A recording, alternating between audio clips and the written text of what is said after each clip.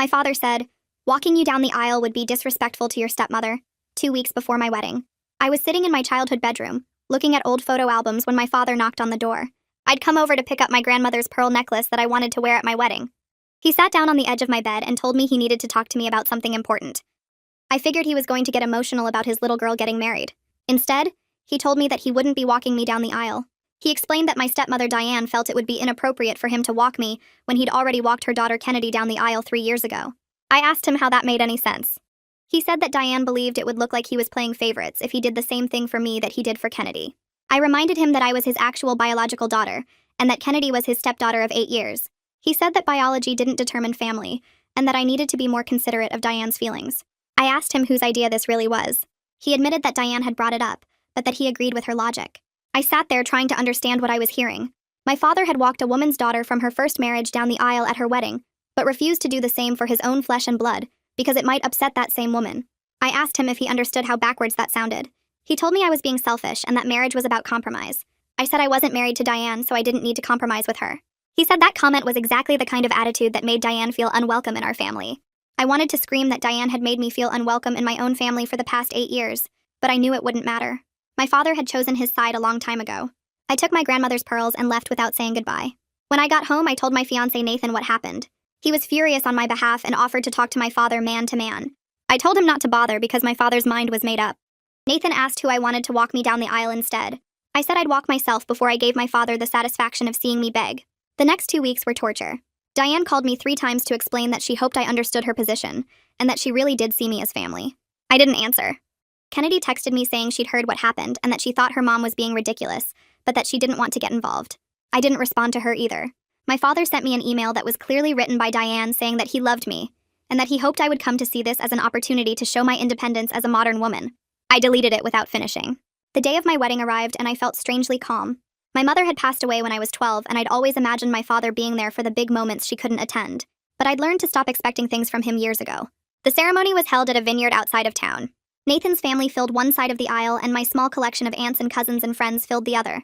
My father and Diane and Kennedy sat in the second row, because I'd asked my aunt to make sure they weren't in the front. When the music started, I walked down the aisle alone. I kept my head high and my eyes on Nathan, waiting for me at the altar. I didn't look at my father. I didn't need to. The ceremony was beautiful, and Nathan cried when he said his vows, which made me cry too. After we were pronounced husband and wife, we walked back down the aisle together and everyone cheered. At the reception, my aunt gave a toast that made everyone laugh and then cry. Nathan's father gave a toast that welcomed me to their family with so much warmth that I almost lost it completely. Then it was time for the father-daughter dance. I'd removed it from the program weeks ago, but I hadn't told anyone except Nathan and the DJ. When the DJ announced that we'd be skipping to the bouquet toss, I watched my father's face from across the room. He looked confused, then hurt, then angry. Diane leaned over and whispered something in his ear.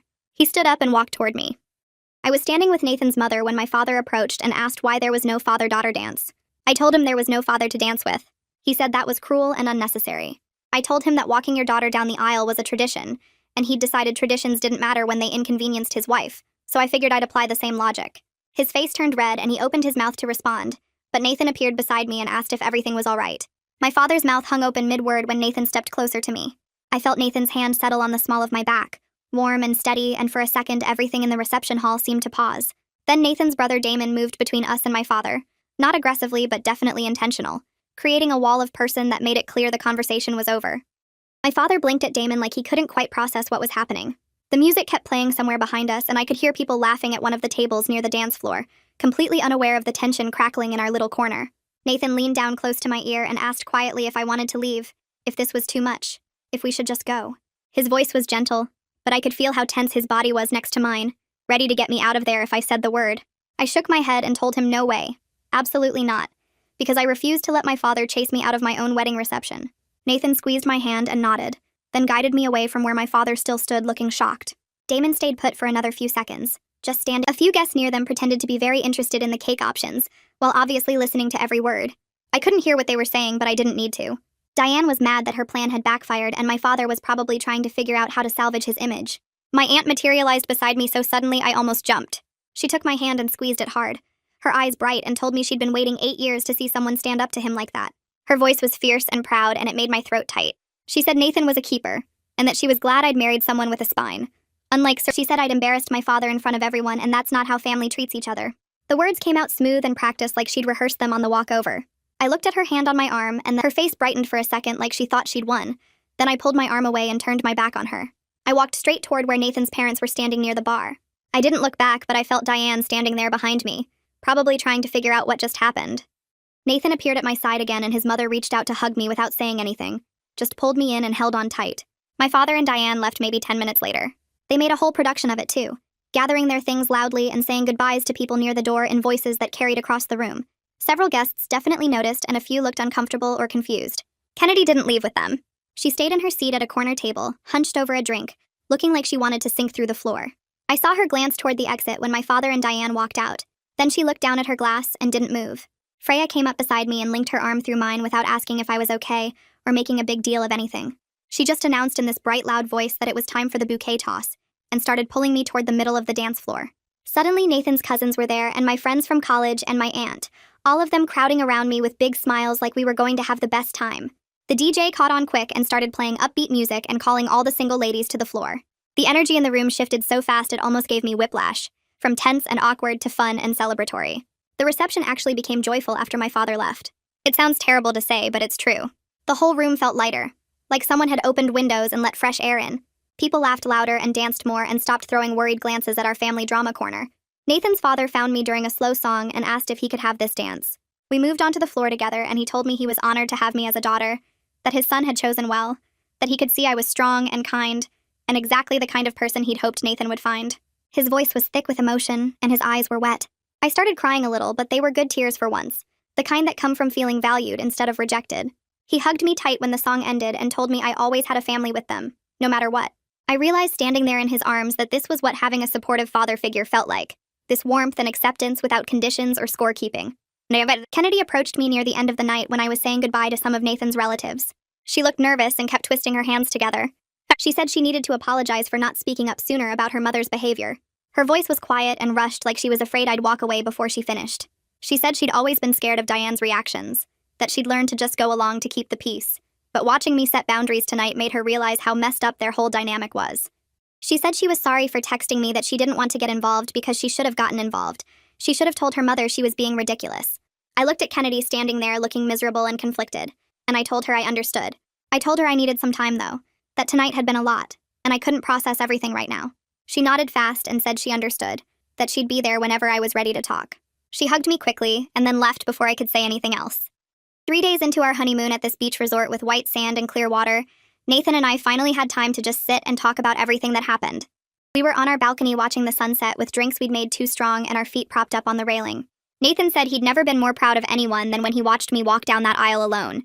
He said watching my father's face when he realized there would be no dance was satisfying in a way he didn't expect, that he'd wanted to punch my father for months, but seeing him face the consequences of his choices was better. We talked about what boundaries we wanted going forward. Nathan said whatever I decided he'd support completely, that if I wanted to cut my father off entirely, he'd back me up, and if I wanted to try to rebuild something, he'd be there for that too. He said the only thing he cared about was protecting me from being hurt like that again. I leaned against his shoulder and watched the sun turn the ocean orange and red. For the first time in weeks, I felt like I could breathe all the way. The email from my father came through on my phone while we were having breakfast by the pool. The subject line said, "We need to talk about your behavior," in all caps. I showed it to Nathan and we both just stared at it for a second. Then Nathan started laughing, this genuine amused laugh, and I started laughing too at the absolute nerve of it. We sat there giggling like kids at the idea that my father thought he had any right to lecture me about behavior after everything he'd done. I deleted the email without reading past the first line that started with, "I'm very disappointed." Nathan flagged down a server and ordered us these fancy tropical drinks with fruit and umbrellas. We toasted to not letting my father invade our honeymoon, and I felt lighter than I had in weeks, maybe months. The rest of that day we swam and ate too much food and didn't check our phones once. When we got home from the honeymoon, there were 2 letters waiting in our mailbox. Both had my father's return address, and the second one had urgent, written across the front in red marker. Nathan pulled them out and held them up, asking if I wanted him to just throw them away without opening them. Part of me wanted to say yes, but I told him I should probably read them, that I needed to know what I was dealing with. We sat on our couch and I opened them one at a time. The first letter said I'd caused a scene at my wedding by removing the father-daughter dance without telling anyone. It said I'd disrespected Diane and made the whole event about my hurt feelings instead of celebrating marriage. The second letter was longer and angrier. It said I was manipulated by Nathan and that I'd changed since getting engaged. It said Diane was heartbroken by my behavior, and that I owed her an apology. Both letters ended with demands that I call him immediately to discuss this like adults. I read them out loud to Nathan, and his jaw got tighter with each sentence. I got out my laptop and sat at our kitchen table. Nathan pulled up a chair beside me, and we started writing a response together. I typed out what I wanted to say, and Nathan helped me edit it, making sure it was firm but not mean, clear but not cruel. The letter explained that his choice not to walk me down the aisle had natural consequences. I wrote that removing the father-daughter dance was my decision to make, and I wouldn't apologize for protecting myself from more hurt. Nathan suggested adding a section about boundaries, and I typed it out carefully. No unannounced visits to our home, no communication through other family members trying to guilt-trip me. Any future relationship would require genuine accountability from him, not apologies for how I felt, but actual ownership of what he'd done. I read it over 3 times, changing words here and there. Nathan read it and said it was perfect, that it said everything it needed to say without being something I'd regret later. I saved it to send in the morning when I had the courage to actually hit the button. I clicked send on the email the next morning while Nathan made coffee in our kitchen. My hands shook a little as I watched the message disappear from my drafts folder. Nathan came over and kissed the top of my head and told me I did the right thing. I closed my laptop and tried to focus on breakfast, but my stomach felt tight. 3 days later, my phone rang while I was at work. I saw my aunt's name on the screen and stepped outside to take the call. She sounded almost excited when she started talking. Diane had been calling everyone in the family, apparently. My cousins and my uncle, and even some relatives I barely talked to anymore. She was telling them all that I'd humiliated my father at my own wedding, that I was vindictive and cruel for removing the father-daughter dance without warning. My aunt laughed a little when she said it. She told me that most of our relatives shut Diane down immediately. My cousin Sarah apparently told Diane that my father humiliated himself by refusing to walk his own daughter down the aisle. My uncle said he didn't want to hear about it and hung up on her. Even my grandmother's sister, who I hadn't seen in years, told Diane she was out of line. I felt something loosen in my chest hearing this. I'd always thought my extended family saw me as difficult or dramatic because that's what my father implied whenever I complained about Diane. But they saw through her. They knew what she was doing. My aunt said she just wanted me to know I had more support than I probably realized. I thanked her and went back inside feeling lighter than I had in days. 2 weeks after the wedding, I was still in my pajamas on Saturday morning when I heard a knock at our apartment door. Nathan was in the shower, so I walked over and looked through the peephole. My father stood in the hallway looking angry and determined. My whole body went cold. I backed away from the door as Nathan came out of the bathroom with a towel around his waist asking who it was. I told him it was my father, and Nathan's expression changed immediately. He pulled on sweatpants and a shirt faster than I'd ever seen him move. The knocking got louder, and then I heard my father's voice demanding to see me, saying he knew I was home because my car was in the parking lot. Nathan walked to the door and opened it just enough to stand in the frame blocking the entrance. His voice was calm but firm when he spoke. He told my father he needed to leave. My father tried to push past him, but Nathan didn't move. He said showing up unannounced violated the boundaries I clearly stated in my letter, and that my father needed to respect those boundaries, or there would be consequences. My father's face turned red and he started yelling that I was his daughter and he had a right to talk to me. I walked to the door and stood beside Nathan. I told my father through the screen that he needed to respect my boundaries, or there would be no relationship at all. My father looked at me like I'd slapped him. His face got even redder and he said I was manipulated by Nathan, that I never acted like this before I got married. Nathan actually laughed at that. He said maybe I never had someone supporting me enough to stand up for myself before. My father opened his mouth and closed it again. He had no response to that truth. He stood there for another few seconds looking between Nathan and me like he was waiting for one of us to break. When neither of us did, he turned and walked away down the hallway. Nathan closed the door and locked it. I realized I was shaking. Nathan pulled me into a hug and I stood there trying to catch my breath. But I also felt strangely powerful. Nathan had physically stood between me and my father's boundary violations, and I'd held my ground. We called Nathan's parents an hour later to tell them what happened. They invited us for dinner immediately, saying family supports family. That evening at their house, Nathan's mother hugged me tight when we walked in. She said she was sorry my father couldn't see what an amazing daughter he had. I felt that grief again for the parent relationship I would never have. But I also felt grateful for the family I was building with Nathan. A month after the wedding, Kennedy texted me asking if we could meet for coffee without her mother knowing. I stared at the message for a long time before responding. Part of me wanted to ignore it, but I was curious. I agreed to meet at a cafe across town where we were unlikely to run into anyone we knew. Kennedy was already there when I arrived, looking tired and older than I remembered. She ordered a latte and I got tea, and we sat at a corner table away from other customers. She admitted that living with Diane's constant manipulation was exhausting. She said she'd been walking on eggshells her whole life trying to keep her mother happy. I listened and watched her twist her napkin into shreds. She told me watching me set boundaries at the wedding made something click for her. She realized she didn't have to keep sacrificing her own peace for her mother's ego. We talked for almost 2 hours, and I saw my stepsister clearly for the first time. She was someone also damaged by Diane's narcissism, just in different ways than me. When we left the cafe, Kennedy hugged me and thanked me for meeting her. The next week, Kennedy told me more about life with Diane. She said her mother had been obsessed with making sure Kennedy's wedding was better than mine. Diane kept comparing everything, keeping score like it was a competition. Kennedy said it made her own wedding day stressful instead of joyful. She admitted she'd felt relieved when she moved out after getting married, but the guilt Diane laid on her for not visiting enough was crushing. I told her about the years of feeling invisible in my own family while Diane played victim. We sat there comparing notes and realizing how many of the same tactics Diane used on both of us. The difference was, Kennedy had lived with it her whole life and thought it was normal. I invited Kennedy to have dinner with Nathan and me the following week. I wanted to keep it separate from all the Diane drama. The three of us had a surprisingly good time. Kennedy and Nathan bonded over their shared love of terrible action movies. We laughed until my sides hurt talking about the worst films we'd ever seen. Nathan told me later he was glad I was building a relationship with Kennedy on our own terms. Kennedy texted me afterward saying she hadn't laughed that much in months, and asking if we could make it a regular thing. I said yes. 3 months after the wedding, I took a pregnancy test in our bathroom while Nathan waited outside the door. The 2 lines appeared immediately. I opened the door and showed him, and we both just stared at it for a minute before he picked me up and spun me around. But the joy got complicated fast. That night in bed, I asked Nathan what role my father would have in our child's life. He got quiet and said he'd been thinking about the same thing. We spent several evenings talking through different options. Supervised visits where my father couldn't be alone with the baby. Limited contact on holidays only. Or no contact at all to protect our child from the same prioritization of stepfamily that hurt me. I was torn between wanting my child to have grandparents and protecting them from my father's choices. Nathan said whatever I decided he would support completely, but that our child's well-being came first. Before I could make any decision, my aunt accidentally mentioned my pregnancy to my father during a phone call. She called me right after to apologize, saying it slipped out when he asked how I was doing. Within hours, I got an email from my father. The subject line said congratulations in all caps. I opened it and felt my blood pressure spike as I read. He assumed he would be an involved grandfather. He included suggestions for nursery colors and asked when we planned to find out the gender. The presumption that he automatically got access to my child after refusing to walk me down the aisle made me furious in a way I didn't expect. I showed Nathan the email, and he read it with his jaw clenched tight. We sat down that night and created a detailed plan for grandparent boundaries. Any relationship with our child would require genuine accountability from my father first. Real apology, not just sorry for how I felt. Acknowledgement of what he'd actually done wrong. Commitment to treating me with respect going forward. I drafted an email explaining that being a grandparent was a privilege earned through respect and healthy relationships, not an automatic right. I wrote that I would not expose my child to someone who couldn't prioritize their own daughter's feelings. The email sat in my drafts for 2 days while I tweaked the wording. I sent it to Freya to read over. She called me immediately and said it was perfect. She said I was protecting my child the way I wished someone had protected me from Diane's influence all those years. I saved the final version and told Nathan I needed one more night to be sure. He said take all the time I needed because this decision would affect our whole family. I sent the email the next morning after Nathan read it one more time and nodded. The send button felt heavy under my finger, but I pressed it anyway. We went about our day trying not to think about it, but every time my phone buzzed, I jumped. 3 days passed with nothing. Then a week, then 2 weeks.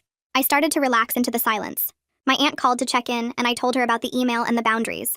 She said she was proud of me for protecting my child before they were even born. Kennedy texted asking how I was feeling and if I needed anything.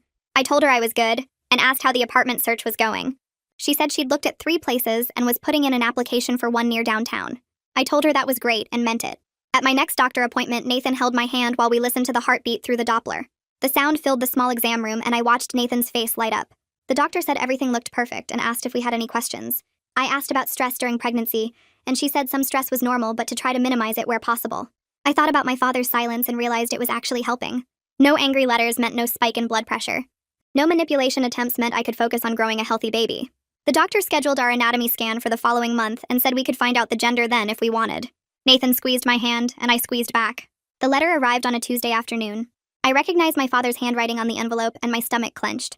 I set it on the kitchen counter and stared at it for 10 minutes before opening it. Nathan came home from work and found me still standing there. He asked if I wanted him to read it first. I shook my head and opened it. The letter was 2 pages long. My father started by saying he was sorry I was hurt by his decision about the wedding. He said he never intended to cause me pain. Then he said that Diane's feelings had to be considered too, because they were married, and that's what marriage meant. He wrote that he hoped I could understand his position now that I was married myself. He said he was excited to be a grandfather and asked when the baby was due. He suggested we could work out a visitation schedule that worked for everyone. The last paragraph said he hoped I could move past this for the baby's sake, because family was important. I read it twice to make sure I understood what I was reading. Then I handed it to Nathan. He read it standing next to me at the counter. When he finished, he looked at me and asked if I saw it too. I asked what he meant. He pointed to the second paragraph and said my father was apologizing for my feelings, not his actions. He said there was no actual acknowledgement of what he'd done wrong. No understanding of why walking Diane's daughter down the aisle but refusing to walk me was hurtful. No accountability for choosing his wife's comfort over his daughter's wedding. Just sorry you feel that way, and let's move forward because I want access to your baby. I felt something shift in my chest. Nathan was right. This wasn't an apology. This was my father trying to use my child as leverage to avoid actually dealing with what he'd done. I sat down at the kitchen table and opened my laptop. Nathan asked what I was doing. I said I was writing back one more time to make things absolutely clear. He pulled up a chair next to me and put his hand on my shoulder while I typed. I wrote that I appreciated him reaching out, but that his letter confirmed what I already knew. I wrote that apologizing for how I felt was not the same as apologizing for what he did. I wrote that until he could acknowledge that refusing to walk his biological daughter down the aisle while walking his stepdaughter was wrong, we had nothing to discuss. I wrote that being a grandparent was a privilege earned through respect and healthy relationships. I wrote that if he couldn't prioritize his daughter, then he wouldn't have access to his grandchild. I wrote that I would not negotiate on this boundary, and that the decision was entirely his to make. The email sat in my drafts for 3 days. I read it every morning and every night. I changed a few words. I deleted a sentence and added it back. Nathan asked if I was sure, and I said no, but I was doing it anyway. On the third night, I read it one more time with Nathan sitting beside me. He asked if I meant every word. I said yes. He said then send it. I clicked send and closed the laptop. We sat there in the quiet of our kitchen, and I waited to feel something. Regret maybe, or fear. Instead, I just felt tired. Nathan asked if I was okay. I said I didn't know yet, but I would be. Weeks went by with no response. My inbox stayed empty of emails from my father. No letters arrived in the mail. Kennedy called me one afternoon while I was folding laundry. She said she needed to tell me something. I asked what. She said Diane had been ranting for days about being excluded from the pregnancy. She said my father mostly stayed quiet during these rants, but that he looked sad. She said she thought he wanted to reach out, but didn't know how without admitting Diane was wrong. I asked Kennedy how she was doing. She said she'd signed the lease on her apartment and was moving out next weekend. She asked if Nathan and I could help her move. I said yes without hesitating. My pregnancy progressed into the 4th month without the constant stress of my father's manipulation. My doctor commented that my blood pressure was excellent. I started showing enough that strangers could tell I was pregnant. Nathan's mother called every week to check in and ask how I was feeling. She never mentioned my father. She never asked if we'd heard from him. She just asked about me and the baby and if we needed anything. At my anatomy scan, we found out we were having a girl. Nathan cried in the exam room while the technician printed pictures. I cried too, but for different reasons. I was happy about the baby, but sad that my father was missing this. Then I reminded myself that he was choosing to miss it. Nathan's parents invited us over for dinner the following Saturday. We drove to their house in the suburbs, and Nathan's mother answered the door with a huge smile. She hugged me carefully and asked how I was feeling. I said good and meant it. Nathan's father gave Nathan a hug and shook my hand, then pulled me into a hug too. We sat down to eat, and halfway through dinner, Nathan's mother cleared her throat. She said they had something they wanted to share with us. Nathan's father smiled and said they'd been working on a project. Nathan asked what kind of project. His mother said they were converting their guest room into a nursery for when we visited with the baby. She pulled out paint samples from her purse and spread them on the table. She asked which colors I liked best. I stared at the samples and felt my throat get tight. She was asking my opinion. She was including me in decisions about my child. She was treating me like I was truly her daughter. I pointed to a soft yellow and said I liked that one. She smiled and said that was her favorite too. Nathan's father said they'd already ordered a crib and changing table. He said they wanted us to feel comfortable bringing the baby over anytime. Nathan reached under the table and took my hand. I squeezed it hard. The contrast between this warm inclusion and my father's absence hit me like a physical thing. But sitting there with Nathan's parents planning for our daughter, I realized something. Chosen family could be just as real as blood.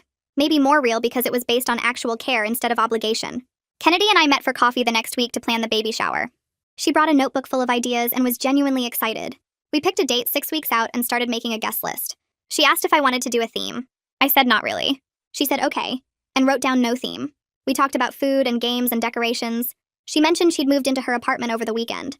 I asked how it felt. She said weird, but good. She said Diane had called her 4 times already trying to guilt her into coming back. I asked if she was going to. She said no. She said living on her own was the first time she'd felt like she could breathe in years. I told her I was proud of her. She looked surprised, then smiled. The baby shower happened on a sunny Saturday in May. Kennedy had rented a small event space and decorated it with yellow and white balloons. Nathan's whole family came. My aunt drove in from 2 hours away.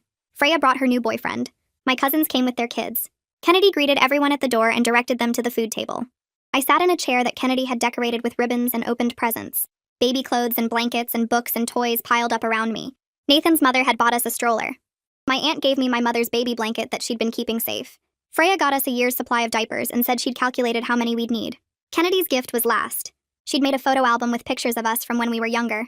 Before Diane. Before everything got complicated. I hugged her and she hugged me back hard. No one mentioned my father. But I caught Nathan's mother watching me during the gift opening with kind understanding in her eyes. She knew what it meant to celebrate without certain family members. She knew the bittersweet nature of joy mixed with loss. When the party wound down and people started leaving, she helped me pack up the gifts. She asked if I was okay. I said yes, and I meant it. I was surrounded by people who actually showed up for me. People who celebrated without conditions. People who loved without keeping score. That was worth more than blood relation. That was real family. At 7 months pregnant, I got one more letter from my father. I knew it was from him before I opened it because of the handwriting on the envelope. But this handwriting was different. Shaky. Some words were darker than others, like he'd pressed too hard. I opened it sitting on the couch with my feet up. The letter was short, just 1 page. My father wrote that he missed me. He wrote that he wished things were different. He wrote that he didn't know how to fix this without betraying Diane. He wrote that he hoped I was healthy, and that the baby was healthy. He wrote that he thought about me every day. The sentences trailed off in places like he'd lost his train of thought. There was no mention of the wedding. No acknowledgement of what he'd done. Just honest admission that he was choosing Diane over me and couldn't figure out how to do anything else. I read the letter 3 times. The honesty was almost worse than the manipulation. At least manipulation meant he was trying to get something. This was just resignation. This was him saying he knew he was wrong, but he was going to keep being wrong anyway. I filed the letter in a folder with all the others. Then I went back to folding tiny baby clothes and preparing for my daughter's arrival. Nathan came home and asked if I was okay. I said I was. He asked if I wanted to talk about it. I said no. He kissed my forehead and started making dinner. I watched him move around our kitchen and felt grateful for the family I'd built, the one that chose me back. Our daughter arrived 6 weeks later on a Tuesday morning. Labor was long and hard, and Nathan held my hand through all of it. When she finally came out crying and perfect, the nurse placed her on my chest. Nathan cut the cord with shaking hands. The hospital room filled with visitors within hours. Nathan's parents came first. His mother cried, holding our daughter. His father told her she was lucky to have such a strong mother. My aunt arrived with flowers. Freya came straight from work, still in her scrubs. Kennedy showed up with a giant teddy bear and tears in her eyes. They all took turns holding my daughter and crying happy tears. Nathan's mother asked what we were naming her. We said Claire, after my mother. She smiled and said that was perfect. I looked around the hospital room at all these people who had shown up, who had celebrated with me through pregnancy, who had supported me through family drama, who were here now to welcome my daughter into the world. My father's absence was a permanent loss. I felt that. But it was also a gift of clarity. I'd built exactly the family I needed. People who understood what real family meant. People who showed up without conditions. People who loved without keeping score. Claire would grow up surrounded by that kind of love. She'd never wonder if she was less important than someone else's feelings. She'd never have to compete for her parents' attention. She'd know what it felt like to be chosen first. And that was worth everything.